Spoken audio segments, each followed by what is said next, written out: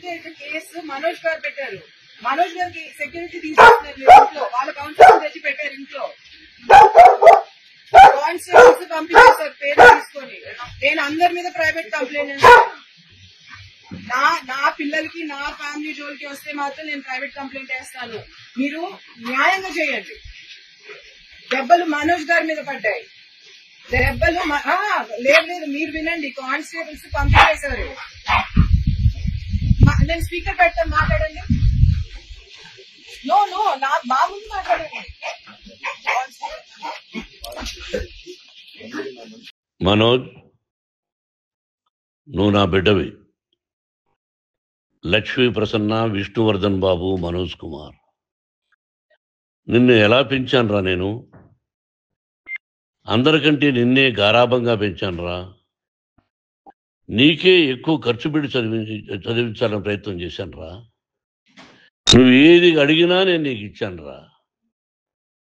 కానీ ఈ రోజున నువ్వు చేస్తున్న పని బిడ్డల గుండెల మీద తంతారంటారే, అలా తన్నేవరా. మనసు ఆవేదనతో కింగిపోతుందిరా. నేను మీ అమ్మ ఏడ్చుకుంటున్నావురా. జర్నలిజం ఉన్నది లేనిది, లేనిది ఉన్నట్టు రాస్తున్నారా. నువ్వు నన్ను కొట్టడం ఏంట్రా? నా బిడ్డ నన్ను తాకలా. ఇద్దరం ఘర్షణ పడ్డాం కొన్ని కారణాల వల్ల. ప్రతి ఫ్యామిలీలోనూ ఉంటాయిరా ఇవి. లేనివాడు ఎవరైనా ఉంటే ప్రపంచంలో ఒకరున్నారేమో, 1% ఉంటుందేమో. అటువంటి వాళ్ళ ఇంటికి వెళ్ళి కాళ్ళు గడిగి నిద్ర పూసుకోవచ్చు. భారత భాగవత రామాయణాలు చూశావు కదరా. ఏమిటిది? మీ అమ్మ ఎంత కుమిలిపోతుంది ఈ రోజున హాస్పిటల్ చేరింది. నీ వల్ల హాస్పిటల్ చేరుతాను.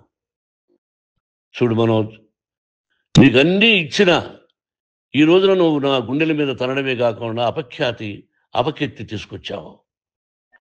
ఏదేదో రాశావు, ఏదేదో చెప్తున్నావు. కొంతమంది జర్నలిస్టులు ఉన్నది లేనిది, లేనిది ఉన్నట్టు రాసే వాళ్ళ తత్వం వాళ్ళకి. ఎందుకంటే టీఆర్పీ పెరగాలి. ఇది వాళ్ళ నైజం. మనం మార్చలేము. వాళ్ళందరి మీద మన కోర్టుకు వెళ్ళలేము. వాక్ స్వాతంత్రం అంటారు, ప్రజాస్వామ్యం అంటారు. ప్రజాస్వామ్యంలో కూడా కొన్ని హద్దులు ఉన్నాయి. ఇది నీకు తెలుసు అనుకున్నా. ఎంత మంచి నటుడివి నువ్వు. నీ భార్య మాటలు విని తాగుడికి అలవాటు పడిపోయావు. వింటున్నావా మనోజ్? ఎవరిని నమ్మాలో ఎవరిని నమ్మకూడదో పరిస్థితి తీసుకొచ్చావు. విద్యాలయాలు ఎంత గొప్పవిరా. మనం 25% కులమతాలకు అతీతంగా ఫ్రీ ఎడ్యుకేషన్ ఇస్తున్నాంరా. క్యాస్ట్ అనేది తీసేసానురా 92లో ప్రాస్పెక్ట్స్లో. నువ్వు చదువుకున్నావురా. అక్కడ చదువుకున్న బిడ్డలు IAS, IPS అయ్యారా. ఎంతోమంది గొప్పవాళ్ళు అయ్యారా. నువ్వు నటుడుగా ఎంతో గొప్పవాడివి.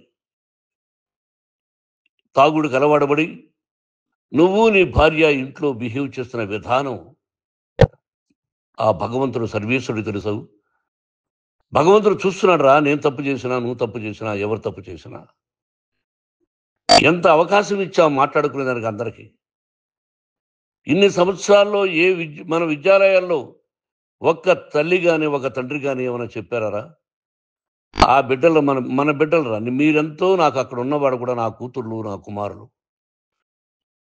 ఎంతమందికి ఫ్రీ ఎడ్యుకేషన్ ఇస్తున్నావు. వాడి దగ్గర ఏది ఆశించరా. నువ్వు ఎందుకు ఇలా తయారైపోయావు? ఎందుకు ఇంట్లో ఉండే పని వాళ్ళందరినీ కొడుతున్నావు? పనివాడు వాడు పని చేసుకోవడానికి మన ఇంటికి వచ్చాడు రా. ఆ పనివాడిని కొట్టడం చాలా మహాపాపంరా. నేను వేరురా. నేను దండించడం వేరురా. నేను ఎవరిని ఆ చిన్న వాళ్ళని కొట్టి ఇచ్చేసి చేయలేదురా. సినిమా ఇండస్ట్రీలో మోహన్ బాబు కొడతాడు, తిడతాడు అంటే అది షూటింగ్లో జరిగి ఉండొచ్చేమో. కానీ ఇంట్లో ఉండి 10 సంవత్సరాల నుంచి 20 సంవత్సరాల నుంచి పనివాళ్ళు ఉన్నారు. నేను ఇంట్లో లేని సమయంలో వాళ్ళందరినీ కొట్టి వాళ్ళ ఫోన్ లాక్కొని ఒకడైతే చచ్చిపోవాలి. వాడు పోలీస్ కంప్లైంట్ ఇచ్చి ఉండొచ్చు. నేను వద్దు అని వాడిని బతిమాలాడు. పోలీస్ కంప్లైంట్ కూడా ఇవ్వలా. ఇంకైనా నువ్వు నీ భార్య మారి బయట ఉండండి రా అన్నాను నేను. లేదు డాడీ, తప్పు చేయలేని ఒకసారి వచ్చావు, మళ్ళీ తప్పు చేశావు, మళ్ళీ వెళ్ళావు, మళ్ళీ ఈసారి తప్పు చేయనన్నావు. ఏమండి వీడు తప్పు చేయడం అని మీ అమ్మ చెప్పింది. ఇంట్లో పెట్టుకున్నా. మళ్ళీ నువ్వు చేస్తున్నది ప్రతిరోజు నువ్వు తాగుతున్న విధానం నీకే తెలుసు. ఇది ప్రజలు నమ్ముతారా లేదా అనవసరం నాకు. నేను నీకు చెప్తున్నా, ఇంతటితో పులి స్టాప్ పెట్టాలి. 3 రోజుల నుంచి రకరకాలుగా రాస్తున్నప్పుడు నా మనసు ఆవేదనతో ఉంది. మళ్ళీ చెప్తున్నా, Mohan Babu university is greater than temples. Greater than temples. బిడ్డలను కాలేజీలో చేర్చుకునే ముందు చెప్తారు, అన్నయ్య ఎంత ఉంది యూనివర్సిటీ రూల్స్, ఇది మా పద్ధతి, మీకు ఇష్టమైతే చేర్చండి. గవర్నమెంట్ బిడ్డలను గవర్నమెంట్ ఏమి ఇస్తుందో ఇంత పర్సంటేజీ, వాళ్ళకు కూడా మీ దగ్గర ఎందుకు డబ్బు తీసుకుంటున్నాం అంటే దానికి అర్థం పరమార్థం చెప్పాము. దొంగతనంగా తీసుకోలేదు, ప్రతి దానికి చెక్కులు ఉన్నాయి, అది అకౌంట్ ఉంది. దానిలో తప్పులు జరిగితే డిపార్ట్మెంట్ ఉంది, కాలేజీలో ఇంకేమైనా తప్పు జరిగితే గవర్నమెంట్ ఉంది. ఇవన్నీ నీకు తెలుసు. ఈ రోజున ప్రపంచంలో నేను నెంబర్ 1గా చేయాలని మీ అన్న కష్టపడి ఇతర దేశాల్లో నెంబర్ 1 యూనివర్సిటీ టైఅప్ చేశాడు. ఈ రోజు నువ్వు చేసిన విధానం ఏమిటి? నువ్వే ఒకప్పుడు నాకు ఇవి ఏమొద్దు, నేను యాక్టింగ్ అన్నావు. ఈ రోజున ఏం చేస్తున్నావు? విద్యాలయాల మీద పడ్డావు. తల్లిదండ్రులు చాలా గొప్పవాళ్ళరా. కొంతమందికి డబ్బు కట్టలేకపోవచ్చు, కట్టని వాళ్ళకు కొంత సహాయం చేసాం, అంతా సహాయం చేయలేము. బ్యాంకుల్లో డబ్బు కట్టాలి, లెక్చరర్స్కి డబ్బులు ఇవ్వాలి, యూనివర్సిటీ బ్రహ్మాండంగా నడపాలంటే మంచి లెక్చరర్స్ కావాలి. ఇవన్నీ తెలిసి చేస్తున్నావురా 32-33 సంవత్సరాల నుంచి.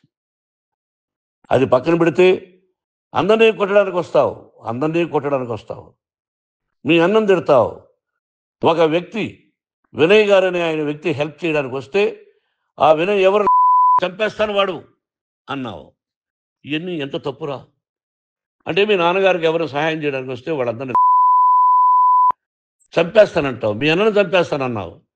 చంపరా చూద్దాం మీ అన్న, నేనే అన్నా. తాకరా నీ ధైర్యం ఉంటే అన్నా. ఎంతమందిని చంపాలనుకుంటున్నావు, ఎంతమందిని చేయాలనుకుంటున్నావు, నువ్వు ఏం సాధించాలనుకుంటున్నావు ఆలోచించుకో. ఈ ఇంట్లోకి అడుగు పెట్టడానికి నీకు అధికారం లేదు. ఇది నా కష్టార్జితం. మా నాన్నగారు 10 రూపాయలు 10 పైసలు కూడా ఇవ్వలేదురా. మంచి జన్మనిచ్చాడు మా నాన్నగారు. మద్రాసుకు వెళ్ళి వీధుల్లో అడుగు తిన్నాను రా. ఒక పూట కూడా భోజనం లేకుండా అడుగు తిన్నాను రా. న్యాయంగా మోహన్ బాబు తిడతాడు కొడతాడంటారు కానీ మోసగాడని అనలేదురా. నీట్ పార్లమెంటేరియన్గా బయట వచ్చాను రా. నువ్వు నా పరువు ప్రఖ్యాతులు మంట కలిపావు. ఏమిటి నేను చేసిన అన్యాయం? నీకు జన్మనిచ్చాను, అదా నేను చేసిన పాపం. అందుకే ఇది నా ఇల్లు అన్నావు. నువ్వు నీ ఇల్లు కాదు. నీ కష్టార్జితంతో నువ్వు సంపాదించుకున్న ఇల్లు నీది. ఇది నా డబ్బు, నా కష్టార్జితం. నా కష్టార్జితంలో నేను పిలిస్తేనే మీరు ఇంట్లోకి రావాలి. అటువంటిది పోగొట్టుకున్నావు నువ్వు. ఆస్తులు అంటావా, ముగ్గురికి సమానంగా రాయాలా లేదా అది నా ఇష్టం. ఆస్తులు ఇస్తానా, లేకపోతే గంగపాలు చేస్తానా, లేకపోతే ఎవరికైనా దానధర్మాలు చేస్తానా, అది నాకు సంబంధించిందిరా, నా కష్టార్జితం రా. మీరు చేస్తున్న విధానం గుణగణాలు కావాలరా. మందు తాగచ్చురా. ఎంత తాగాలి? నేను కూడా 1 or 2 పెగ్స్ తీసుకుంటా. ఇది తప్పు కాదు, జనానికి తెలియాలి. నా డబ్బు ఇది. తాగి ఎవరిని కొట్లా, తాగి నేను తింటున్నా. అది ప్రజలకు అక్కర్లా. నేను తప్పు చేస్తేనే ప్రజలకు కావాలా. ఇవన్నీ ఉన్నాయిరా, ఇవన్నీ తెలుసుకో. జర్నలిస్ట్ సోదరులారా, మీకు నా గతాన్ని తెలుసు, నా భవిష్యత్తు, నేను ఎక్కడి నుంచి వచ్చాను కూడా మీకు తెలుసు. ఈ రోజున మీరు రాస్తున్న విధానం, నా బిడ్డ నన్ను కొట్టాడన్నారు, ఎంత తప్పు. ఈ రోజున నా బిడ్డ మీద కోపంతో అవును చెప్పచ్చు, కాదు. వాడు నా మీద చెయ్యెత్తలేదు. నేను ఘర్షణ పడ్డాం. ఘర్షణ వేరు, కొట్టుకోవడం వేరు. గాయాలతో హాస్పిటల్కి వచ్చి కుంటుకుంటుగా నడిచాడు. మళ్ళీ ఏమని పోలీస్ స్టేషన్కి వెళ్ళి చెప్పాడు. ఎవరో 2 ఉన్నారు, వాళ్ళిద్దరూ నా మీద దాడి చేశారన్నాడు.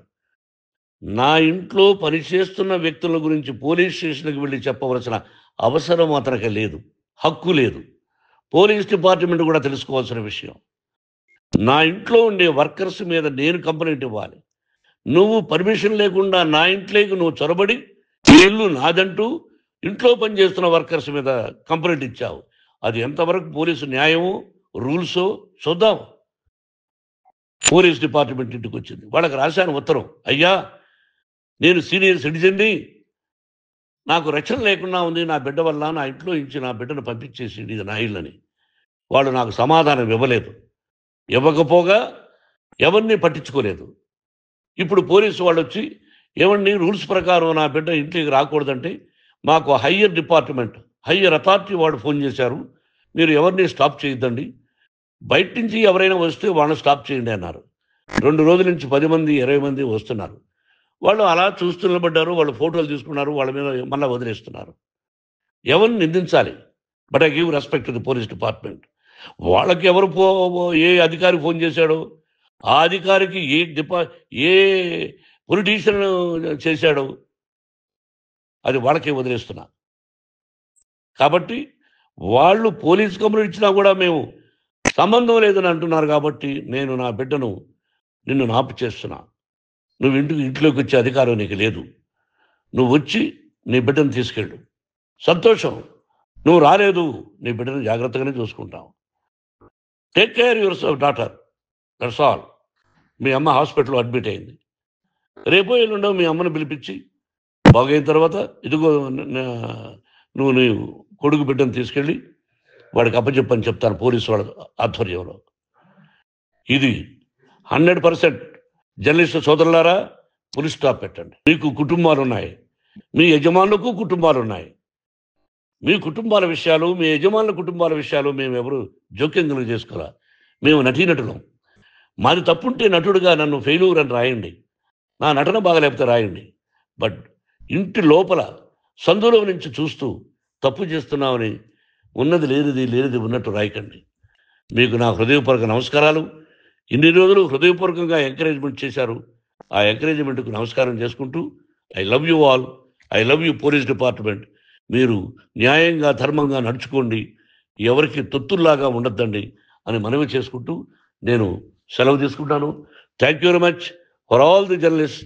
ఇక్కడ పులి స్టాప్ పెట్టండి, పులి స్టాప్ పెట్టండి. Thank you very much.